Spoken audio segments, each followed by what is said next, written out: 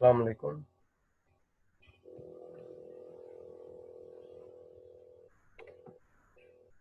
वालेकुम सलाम sir.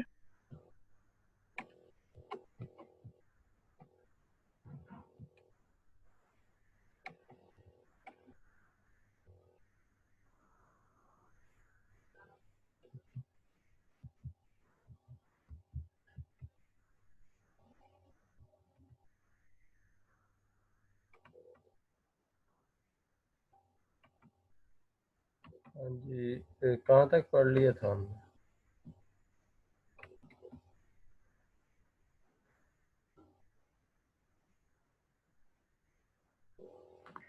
Sir आज मेमोरी एंड रिकॉल से पढ़ना है, पेज नंबर 51। पेज नंबर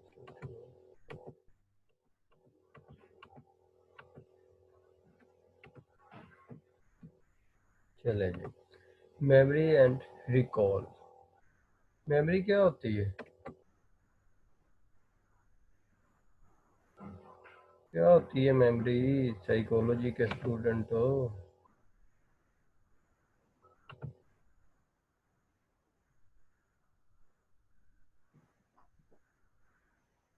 किसी को नहीं पता, नहायत ही अफसोस की बात। सर इंफॉर्मेशन को स्टोर करना और उसको रिमेम्बर रखना, यही होती है मेमोरी। बड़ी बात की मैंने डेफिनेशन पूछी।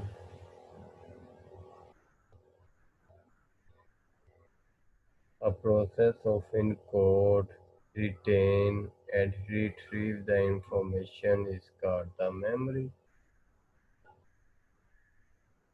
पहले हम इनकोड करते हैं, फिर हम दोबारा दोहराते हैं, फिर हम उसको लेके आते हैं बाहर। तो ये सारी चीज़ें क्या है? मेमोरी है।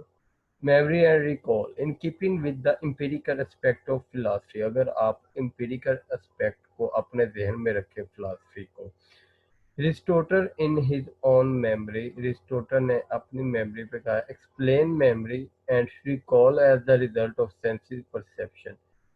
कि उसने मेमोरी को इस तरीके से बयान किया कि जो चीज़ें हम देख चुके होते हैं उनको दोहराना क्या है, वो मेमोरी है। This contrast with Plato explanation, ये बिल्कुल कंट्रास्ट में थी, थी या ऑपोजिट थी कि प्लाटो की एक्सप्लेनेशन के, विच वाज एसेंशियली नेटिविस्ट, जो कि तहरीरें लिखने वाला था। Plato remembering for Aristotle was a spontaneous recollection of something that had been previously experienced.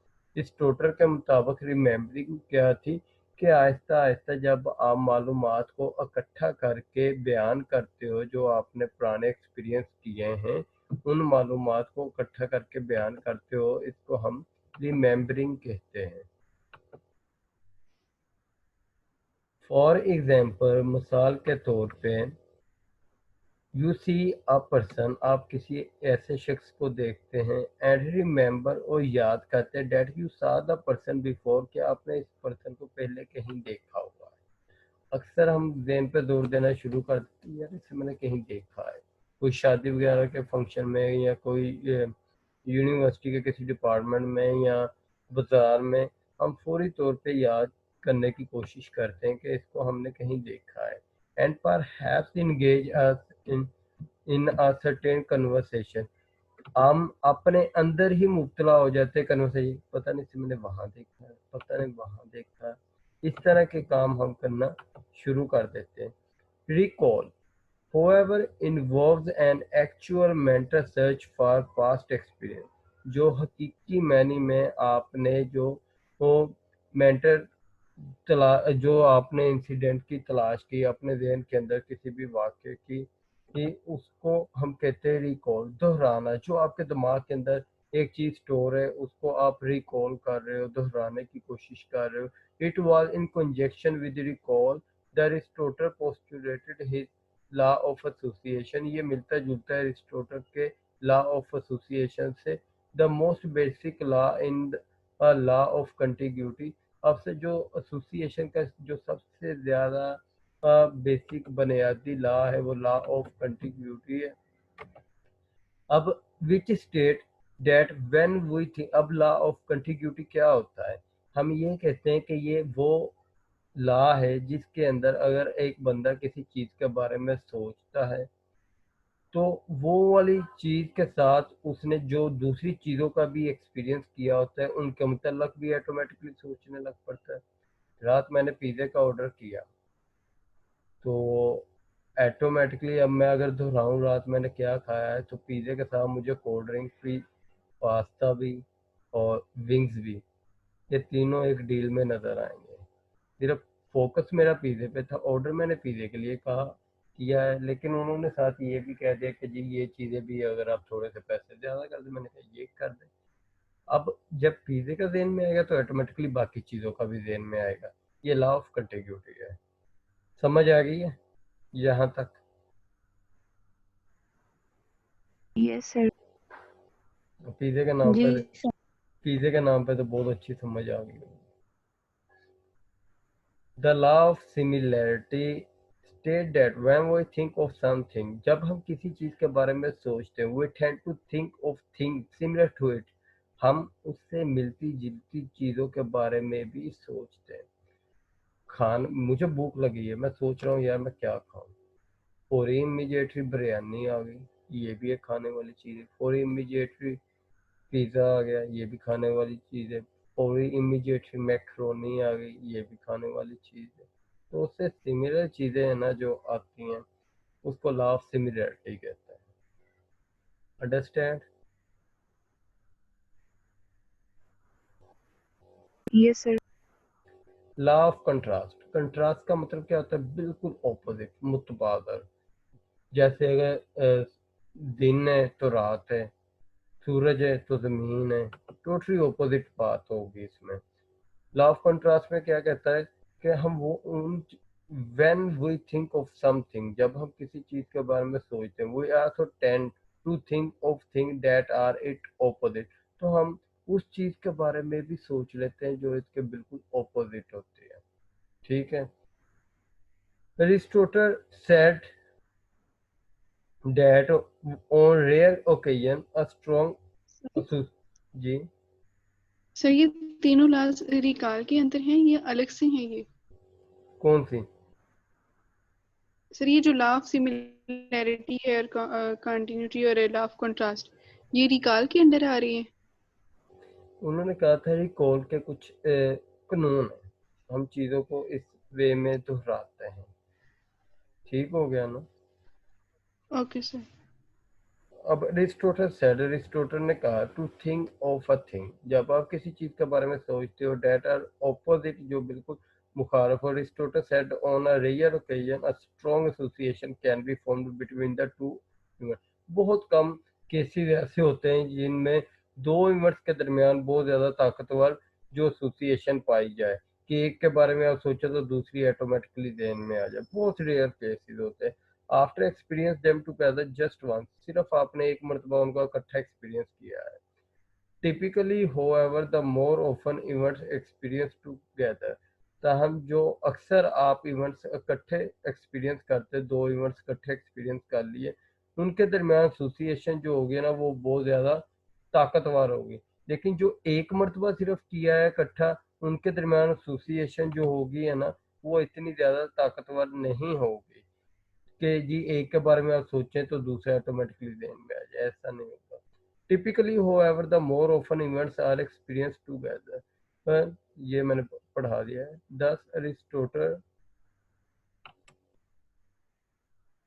implied the law of frequency, इसने लॉ ऑफ फ्रीक्वेंसी को अप्लाई किया कि यानी कि जो चीज़ें बार बार इकट्ठी आए तो वो ज़्यादा एसोसिएशन रखेंगी एज कम्पेयर टू वो। इसने कहा कि which state that in general, जो कि आमतौर पे होता है, in the more often experience occur together, ज़्यादातर क्या होता है तजर्बा इकट्ठा होता है। The stronger will be their association, जिन इवेंट्स के दरमियान ताकतवर रिलेशनशिप पाया जाए उनका तजर्बा इकट्ठा होता है। According to Aristotle events can be associated naturally, कोई भी वाकया है उसको आप नेचुरली एसोसिएट कर लेते हो, such as when thunder flows lightning, और by customs such as learning the letter of the alphabet. आप किसी भी अल्फाबेट का कोई भी लेटर याद कर रहे हैं, सपोज मैं ए कह रहा हूँ तो, या बी कह रहा हूँ या एम कह रहा हूँ, तो एम से जिसका नाम बनेगा ऑटोमेटिकली वो बंदा वो बंदी मेरे जहन में आ जाए। ये लॉ ऑफ एसोसिएशन, ये मजबूत ताल्लुक है, बार बार दोहराने वाला है। In both cases it is generally the frequency of occurrence that determine the strength of association, जितनी मरतबा वो बार बार रिपीट होगा उतनी ही ज्यादा ताकतवर एसोसिएशन हो जाएगी। Aristotle law of association were to become the basis of learning theory for more than 2000 year. 2000 साल तक जो लॉ ऑफ एसोसिएशन है ये लर्निंग का एक बुनियादी जो है वो लर्निंग की थ्योरी का एक बुनियादी पहलू रहा है या बुनियाद रहा है। In fact, the concept of mental association is still at the heart of the most theories of learning. हकीकत में तो जो नजरिया है मेंटल एसोसिएशन का वो आज भी लर्निंग की थ्योरी का दिल समझा जाता है। The belief that one or more laws of association can be used to explain the origins of idea. आज ये माना जाता है, ये यकीन किया जाता है कि जो ऊपर हमने इतने लॉज पढ़े हैं, लॉज ऑफ एसोसिएशन पढ़े हैं, उनको आप किसी भी आइडिया के पहलू को बयान करने में इस्तेमाल कर सकते हो। द फिनोमिना ऑफ मेमोरी, जो मेमोरी की सूरत हाल है, और हाउ कॉम्प्लेक्स आइडिया, चाहे जितना भी पेचीदा कोई नजरिया क्यों ना हो, are formed from simple one, वो बने सादा ही आइडिया से होता है। Came to be called the associationism, इसको हम कहते हैं एसोसिएशनिज्म। अगर इसमें कोई मसला है किसी किस्म का तो आप लोग पूछ सकती हो।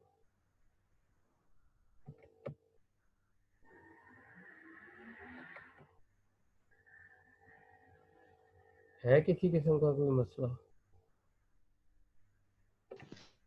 नो सर, क्लियर है। Imagination and dream, we have seen the Aristotle philosophy, हमने अरिस्टोटल की फिलॉसफी को देखा, had both rational and empirical component, कि इसकी फिलॉसफी के अंदर दोनों ही कंपोनेंट पाए जाते हैं, रैशनल भी और एम्पिरिकल भी। मिसाल के तौर पे हिज अकाउंट ऑफ मेमोरी, जब ये मेमोरी को मुतल्लिक बात करते हैं, and recall was very empirical. अब मेमोरी जो है वो आप कह सकते हैं कि जी ये रैशनल है, और जो रिकॉल है ये एम्पिरिकल एस्पेक्ट है। We see again in his explanation of imagination, जब इसने इमेजिनेशन को बयान करना शुरू किया, इसके अंदर हम दोबारा से ये चीज़ देखेंगे इमेजिनेशन और ड्रीमिंग के अंदर।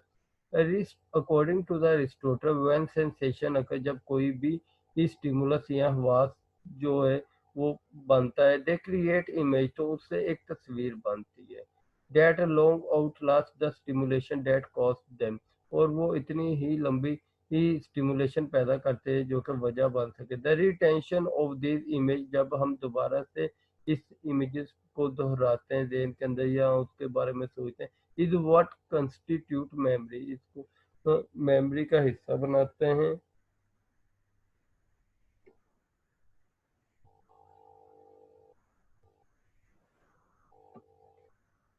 Images also create the important link between the sensation and rational thought।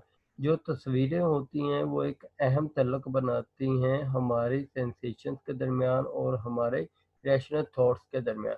Because it is the images, क्योंकि ये इमेजेस हैं प्रोवाइडेड बाय एक्सपीरियंस, जो कि एक्सपीरियंस से मुहैया होती हैं, that are pondered by the passive and active intellect, जो कि पैसिव और इसमें एक्टिव इंटरेक्ट दोनों ही इन्वॉल्व होते हैं।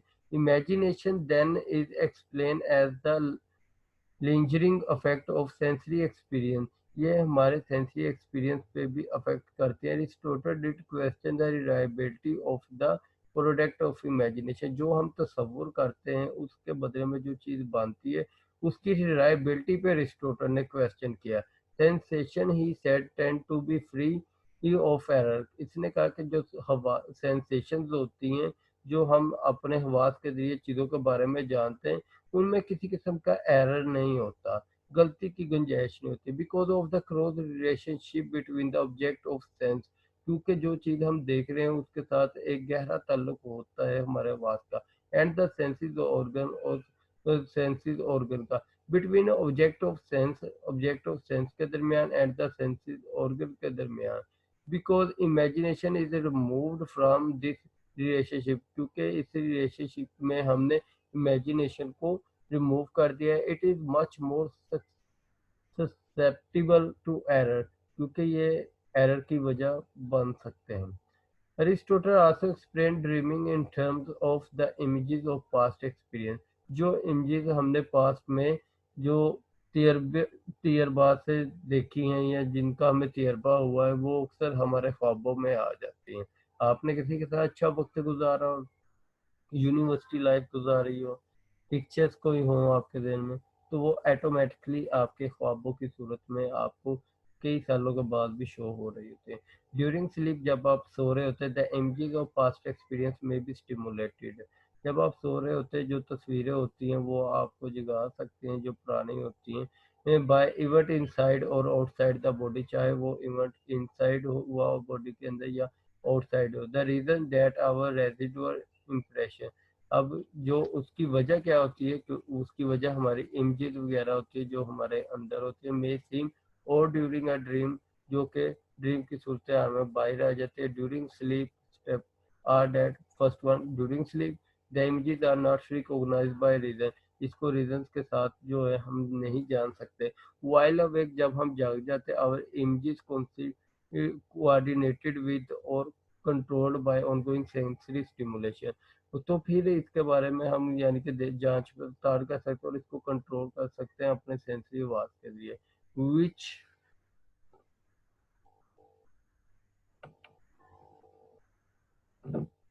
विच इंटरेक्ट, जो के तल्लुक बनाते हैं विद द इमेजेस के साथ ऑफ प्रीवियस एक्सपीरियंस, जो हमने पहले से एक्सपीरियंस किए, but during sleep this does not occur, लेकिन ऐसा स्लीप के वक्त अकर नहीं होता। बस इसको आप इतना ही कर लें, उसके बाद आप आ जाएं।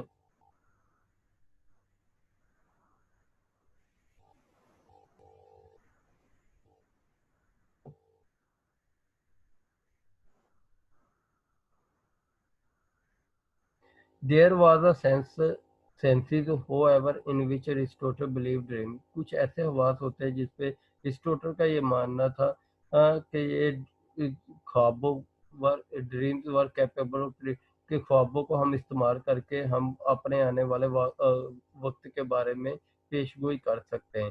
Because sensations are often exaggerated in dream, क्योंकि हमारे जो हवास होते हैं वो हमेशा बढ़ चढ़ के आते हैं ड्रीम्स की शुरू में। स्टबर बॉडी चेंजेस और जिस्म के अंदर तब्दीलियाँ भी may be reflected in dreams के अंदर दिखाई देखी जाती हैं बट नॉट ड्यूरिंग वेकफुलनेस, लेकिन आप उसको जागते हुए नहीं महसूस कर सकते या उसका एक्सपीरियंस नहीं कर सकते। फॉर दिस रीज़न, इस वजूहत की बिना पर it makes sense for physicians to analyse dream to detect the early signs of disease.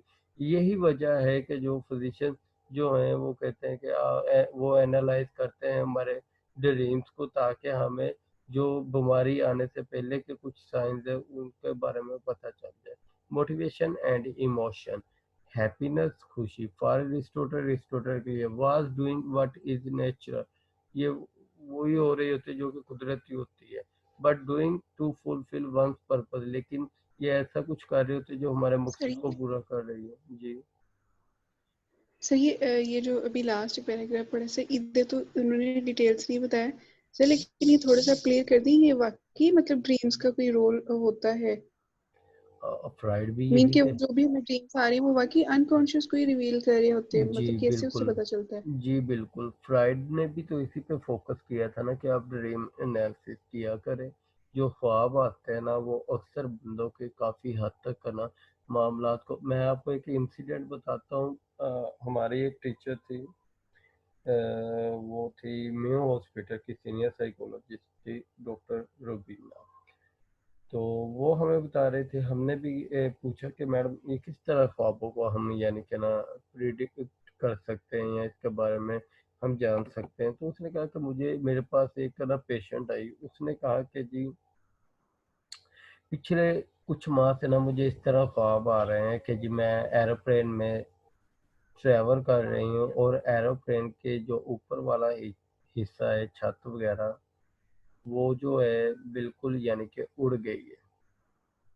तो मैं बहुत परेशानी में मुब्तला हो जाती हूँ, मुझे समझ नहीं आ रहा होता कि कहीं मैं गिर ना जाऊँ, ये वो। फिर भी ये किया कि जी उसके फादर के साथ उसकी बहुत क्लोज अटैचमेंट थी और फादर को हमेशा सर का साया समझा जाता है कि जी वो हमारे सरों पे सलामत रहते हैं। तो उनकी डेथ के बाद उसे इस तरह के ख्वाब आ रहे हैं कि शायद अब वो उनके सर पे कोई छत नहीं है, कोई उसके सर पे हाथ रखने वाला नहीं है, और वो उसी को चीज़ को अपने अनकॉन्शियसली ख्वाबों की सूरत में शो करवा रही थी। और ये एक एंग्जाइटी थी कि पता नहीं अब मुझे कोई इस तरह से उस तरह से लेके चलेगा कि नहीं चलेगा। अंडरस्टैंड और सेकंड। जी सर, अंडरस्टैंड। चले जी, मोटिवेशन एंड इमोशन के बारे में हम पढ़ रहे थे। Therefore doing so brings to great happiness, जो हम करते हैं वो हमें बहुत ज़्यादा खुशियाँ प्रोवाइड करता है। However, humans are also biological organisms characterized by the function of nutrition, sensation, reproduction and movement. ताहम जो इंसान होते हैं इसके ये बायोलॉजिकल ऑर्गेनिज्म के अंदर कुछ खसूसियात पाई जाती हैं काम करने के लिए। वो खुराक का खाना, वास से चीज़ों को जानना, रिप्रोडक्शन करना, हरकत करना, ये सारी चीज़ें इंसानों के अंदर पाई जाती हैं। Although humans are distinct from other animals, ताहम जो इंसान होते हैं वो दूसरे जानवरों से मुख्तलिफ होते हैं। We do share many of their motives, हम अपने बहुत से मोटिव्स को तो बयान करते हैं as with other animals, दूसरे एनिमल्स की तरह। Much human behavior is motivated by appetite, बहुत से जो इंसानों के किरदार हैं वो खुराक से मोटिवेट होते हैं। आप किसी बच्चे को कहें बेटा मैं आपको चॉकलेट दूंगा, आप ये काम करो, वो देखना फौरी तौर पे करेगा। इसी तरह वो वाला बंदा जो इसने कभी भी इस चीज़ के अंदर इंटरेस्ट नहीं लिया होता पढ़ने पढ़ाने के अंदर, तो उसे कहें बेटा शाम को आपका पिज़्ज़ा मेरी तरफ है तो आप पढ़ें, ऑटोमेटिकली पढ़ेगा। ठीक हो गया। तो इसका मतलब क्या है कि जो भूख है ना वो हमारे अंदर मोटिवेशन पैदा कर सकती है। Action is always directed at the satisfaction of an appetite, जब हमारी भूख की कमी पूरी हो जाएगी तो हम एक्शन करते हुए भी नजर आएंगे। Thus behavior is motivated, ताहम जो हमारा किरदार है वो मोटिवेट होता है by such internal state as hunger, जो हमारी अंदरूनी हालत होती है जैसे भूख, प्यास, सेक्स और जिस्म के अंदर जो बेसुकूनी है, इनकी वजह से मोटिवेट होता है कि हम कुछ करें, उठे उठे जाए, कुछ चीज़ें ढूंढे जो खाने के लिए हो। Because the existence of an appetite cause discomfort. अगर आपके अंदर भूख की कमी है तो आप बेसुकूनी सी फील करेंगे। इट स्टिमुलेट एक्टिविटी, ये हमारे अंदर एक तहरीक पैदा करेगा कि बेटा उठ उठ जाके खाने का बंदोबस्त कर। डेट विल बी एलिमिनेटेड, के इसको ख़त्म कर। If the activity is successful, अगर आप कामयाब हो जाते, कोई खाने के लिए बावर्ची खाने से मिल जाता है तो रात को नींद अच्छी आ जाएगी। अदरवाइज आप कभी इधर टर्न लेंगे, कभी उधर टर्न लेंगे।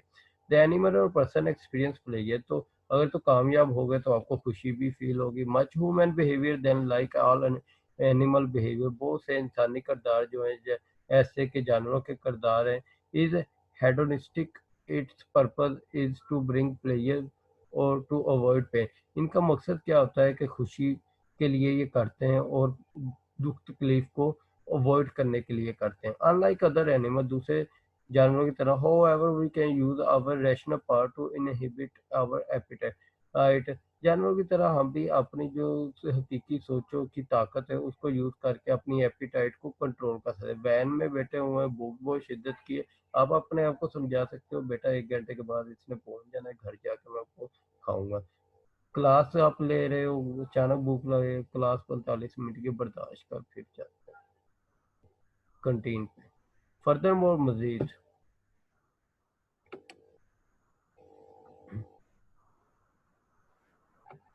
our greatest happiness does not come from the satisfying our biological need। हमारी जो सबसे अजीम खुशियाँ होती हैं वो हमारी बायोलॉजिकल नीड्स को पूरा करके नहीं आती। whether it come from exercising, ये बार बार कोशिश करने से आती है। जब our rational power, जब हम अपनी हकीकी सोचों को इस्तेमाल करें टू देयर फुलेस्ट, मुकम्मल तौर पे जो भी आपके अंदर पोटेंशियल है आप उसका मुकम्मल यूज़ करके कामयाबी कोई हासिल करते हैं तो उस वक्त आपको सही हैप्पीनेस आती है। Given the fact that women have both appetite and rational power, हकीकत से ये बात साबित हो रही है कि वो इंसान के अंदर दोनों ही ताकतें होती है, एक एपिटाइट और एक rational power. Conflict offer arise, इन दोनों के दरमियान कन्फ्लिक्ट बन सकता है। The immediate satisfaction of our appetite, अगर हम फौरी तौर पे अपनी एक भूख को मिटा दें, and the more remote rational goals, और या अपने रैशनल गोल्स को हासिल कर लें। On the portal of the temple of Apollo Delphi, there were two inscriptions. One was know thyself, एक तो ये कि आप अपने बारे में जाने, which as we saw so inspired to सकरात, जिससे सकरात बहुत ज़्यादा इंस्पायर था और इंडक्टिव रीजनिंग उसने की कि अपने आप के बारे में हमें जानना चाहिए। द अदर, दूसरी क्या चीज़ है, नथिंग इन एक्सेस, के कोई भी चीज़ आपकी रसाई में नहीं है। The latter reflect the high esteem with which, तो बाद में आपको क्या मिलेगा, हाई सेल्फ स्टीम मिलेगी। With which the Greeks had self control, के आपका अपने ऊपर सेल्फ कंट्रोल आ गया। And Aristotle was no exception, अरिस्टोटल जो था वो एक्सेप्शन नहीं था। यहाँ तक आपने कर देना है। इसमें अगर किसी को कोई मसला है, कोई परेशानी है तो बताएं।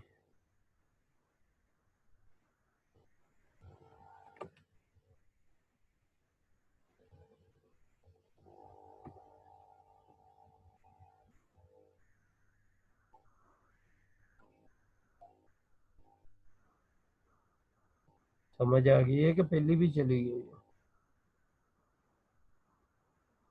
सर आगे ये समझ। मजा आया पढ़ने का कि नहीं? क्योंकि ये जदीद कॉन्सेप्ट थे। जदीद कॉन्सेप्ट में आसानी के साथ आना, हिस्ट्री की बजाय ना जदीद कॉन्सेप्ट होना, तो वो बेहतर तरीके से हैंडल हो जाता जी सर। सर लेकिन ये अरिस्टोटल के ही दिए हुए हैं ना सारे कंसेप्ट, है। जी तो उन्हीं को बिल्कुल हमने। दिए उसने, तजर्बा जिसने करके साबित किए, नाम तो उसका चलेगा ना। क्या ख्याल है? जी सर।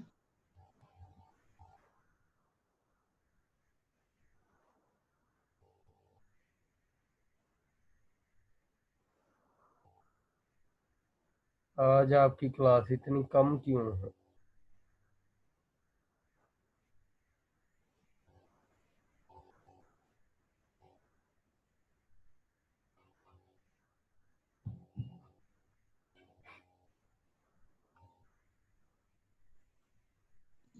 सर ये जो आप अपने ग्रुप में सेंड किए, सर जी ये यूट्यूब पे भी है और फेसबुक पे भी, तो यूट्यूब पे लाइव लाइव ज्वाइन करना हो तो कौन सा चैनल है ये मैं कोशिश करूँगा कि अपने ही चैनल पे इसका लिंक सेंड कर दूँ या आप ग्रुप्स में सेंड कर दूँ।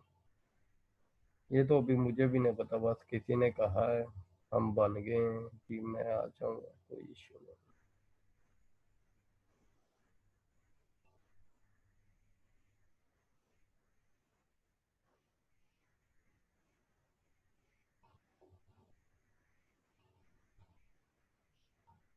आपके ख्याल में मेल के अंदर कौन कौन से मसाइल होते हैं? मेल बताएं, है कोई मेल इधर?